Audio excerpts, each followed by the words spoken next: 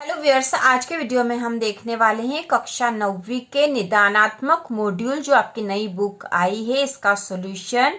और आज हम इसमें पेज नंबर 58, 59 और 60 जो पेज है इनका सॉल्यूशन कर लेंगे। और इसके पहले के सारे जो पेज है उनका सॉल्यूशन हम कर चुके हैं। इस प्रकार से इस पूरी बुक का सॉल्यूशन करेंगे बिल्कुल सही और सरल तरीके से। तो शुरू करते हैं। पेज नंबर 58 पे प्रश्न नंबर 9 है, कवि रसखान के भाव सौंदर्य की दो विशेषताएं लिखिए। तो कवि रसखान के भाव सौंदर्य की दो विशेषताएं हमें लिखनी है। तो पहली विशेषता, रसखान ने भक्ति, श्रृंगार एवं शांत रस प्रधान काव्य की रचना की है। रसखान ने भक्ति, श्रृंगार एवं शांत रस प्रधान काव्य की रचना की है। और दूसरी विशेषता है, रसखान के काव्य में प्रेम और अनुभूति का संगम है। इसके बाद प्रश्न नंबर जो 10वां है, कबीरदास के शिल्प सौंदर्य की दो विशेषताएं लिखिए। तो इसकी पहली विशेषता है, उत्तर में हम लिखेंगे नंबर 1 पर, कबीरदास की भाषा सधुक कड़ी है। और दूसरी है, कबीरदास के काव्य में शांत रस व माधुर्य गुण की प्रधानता है। इसके बाद प्रश्न नंबर 11वां है, सुमित्रानंदन पंत के भाव सौंदर्य की विशेषताएं लिखिए। तो इसका उत्तर है, पहली विशेषता है, पंत जी की रचनाओं में सुंदर प्रकृति चित्रण हुआ है। और दूसरी है, उनकी रचनाओं में प्रगतिवादी विचारधारा के स्वर दिखाई देते हैं। इसके बाद प्रश्न नंबर 12 है, माखनलाल चतुर्वेदी के कला पक्ष की दो विशेषताएं लिखिए।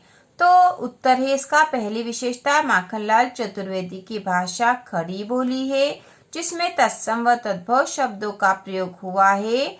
और दूसरी है, उनकी रचनाएं वीर रस प्रधान है। प्रश्न नंबर 13 है, सर्वेश्वर दयाल सक्सेना के भाव सौंदर्य की विशेषताएं लिखिए। तो इसका उत्तर है, सर्वेश्वर दयाल सक्सेना की रचनाओं में ग्रामीण लोक जीवन की प्रधानता रही है। उनकी रचनाओं में प्राचीन संस्कृति की झलक दिखाई देती है। इसके बाद प्रश्न नंबर 14 है, राजेश जोशी की 4 रचनाएं लिखिए। तो इसका उत्तर है, 4 रचनाएं हमें यहाँ लिखनी है। तो पहली है, मिट्टी का चेहरा, एक दिन बोलेंगे पेड़, नेपथ्य में हंसी और दो पंक्तियों के बीच। इसके बाद अगला जो पेज नंबर 59 पर हम देखेंगे प्रश्न नंबर 15 जो कि साख्यम सबद पाठ से है। तो प्रश्न है, मानसरोवर से कवि का क्या आशय है। तो इसका उत्तर है, मानसरोवर से कवि का आशय मन रूपी पवित्र सरोवर से है जिसमें परमात्मा के प्रेम रूपी शुद्ध जल भरा हुआ है। इसके बाद वाक से है प्रश्न नंबर 16, कवयित्री का घर जाने की चाह से क्या तात्पर्य है। तो इसका उत्तर है, कवयित्री का घर जाने की चाह से तात्पर्य इस संसार सागर से मुक्त होकर परमात्मा से मिलने से है। प्रश्न नंबर 17 है जो कि केदी और कोकिला जो आपकी कविता है इससे लिया गया है। तो प्रश्न नंबर 17 है, हथकड़ियों को गहना क्यों कहा गया है। तो इसका उत्तर है, हथकड़ियों को गहना कहा गया है क्योंकि ये हथकड़ियां कवि को देश की आजादी के आंदोलन में भाग लेने के कारण लगी है जो कवि के लिए गौरव की बात है। इसके बाद प्रश्न नंबर 18, किस शासन की तुलना तम के प्रभाव से की गई है। तम का अर्थ होता अंधेरा। तो किस शासन की तुलना तम के प्रभाव से की गई और क्यों। तो इसका उत्तर है, अंग्रेजी शासन की तुलना तम के प्रभाव से की गई है क्योंकि अंग्रेज शासक देश के लोगों पर अत्याचार करते थे। इसके बाद प्रश्न नंबर 19 है, कोयल की कूक सुनकर कवि माखनलाल चतुर्वेदी की क्या प्रतिक्रिया थी। तो इसका उत्तर है, कोयल की कूक सुनकर कवि को लगता है कि कोयल कोई विशेष संदेश लेकर आई है। इसके बाद अगला प्रश्न नंबर 20 है, कवि माखनलाल चतुर्वेदी को कोयल से ईर्ष्या क्यों हो रही है। तो इसका उत्तर है, कवि माखनलाल चतुर्वेदी को कोयल से ईर्ष्या हो रही है क्योंकि कोयल स्वतंत्र है जबकि कवि जेल में बंद है। तो यह प्रश्न भी केदी और कोकिला पाठ से लिया गया है जिसके कवि माखनलाल चतुर्वेदी है, जिसमें कवि कोयल को संबोधित कर कर बोलते हैं। तो यहाँ पे उसी बारे में कहा गया है कि कवि माखनलाल चतुर्वेदी को कोयल से ईर्ष्या, ईर्ष्या मतलब जलन की भावना होता है, क्यों हो रही है? तो इसका उत्तर है कि कवि माखनलाल चतुर्वेदी को कोयल से ईर्ष्या हो रही है क्योंकि कोयल स्वतंत्र है जबकि कवि जेल में बंद है। इसके बाद अगला जो पाठ यहाँ पे दे रखा है ग्रामश्री कविता, उससे प्रश्न लिए गए हैं। तो प्रश्न नंबर 21वां है, कवि पंत ने गांव को हरता जनमन क्यों कहा है? कवि पंत ने गांव को हरता जनमन क्यों कहा है? तो इसका उत्तर है कवि पंत ने गांव को हरता जनमन कहा है क्योंकि गांव की प्राकृतिक शोभा और हरियाली प्रत्येक व्यक्ति का मन मोह लेती है। तो यह हरता जनमन, हरता मतलब हर लेता है, व्यक्ति के मन को हरता है, जनमन मतलब जनता के मन को हरने वाला मतलब लुभाने वाले से यहाँ अर्थ है। तो गांव की जो प्राकृतिक शोभा है वो बहुत ही सुंदर है और ऐसी शोभा है कि जो हर किसी के ध्यान को आकर्षित कर लेती है।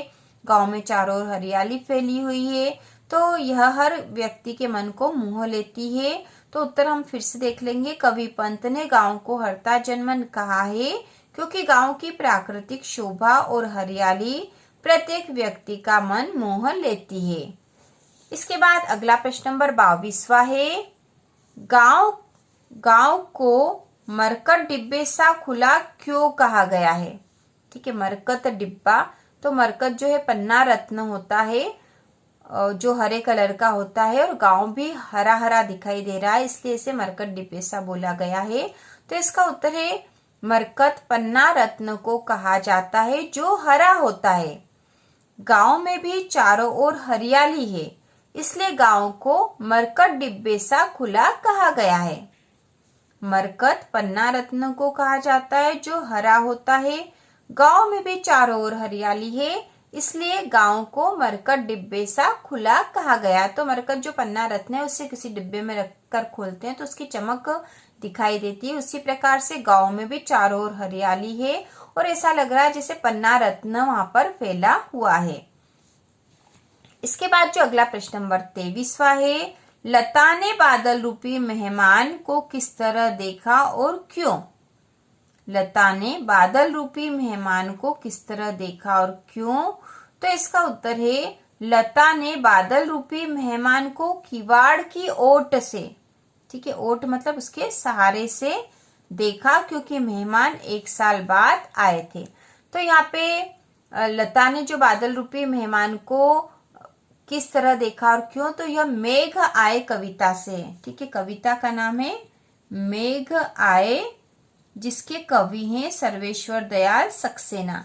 तो इस कविता से प्रश्न है कि लता ने बादल रूपी मेहमान को किस तरह देखा और क्यों। तो यहाँ पे लता जो है वह एक नवविवाहिता युवती है और उसे उसके पति जो लेने आते हैं तो वो मेघ के रूप में बताए गए हैं जो कि बहुत दिनों बाद उसे लेने आते हैं, इसलिए वह किवाड़ की ओट से उन्हें देखती है। तो यहाँ पर उत्तर फिर से देख लेंगे, लता ने बादल रूपी मेहमान को किवाड़ की ओट से देखा क्योंकि मेहमान 1 साल बाद आए थे।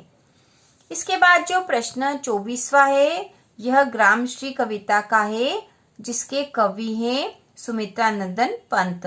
तो प्रश्न है अरहर और सनई के खेत कवि पंत को कैसे दिखाई देते हैं? तो इसका उत्तर है अरहर और सनई के खेत कवि को सोने की किंकणियां, किंकणियां का अर्थ है करधनी के समान दिखाई देते हैं। अरहर और सनई के खेत कवि को सोने की किंकणियां मतलब करधनी के समान दिखाई देते हैं।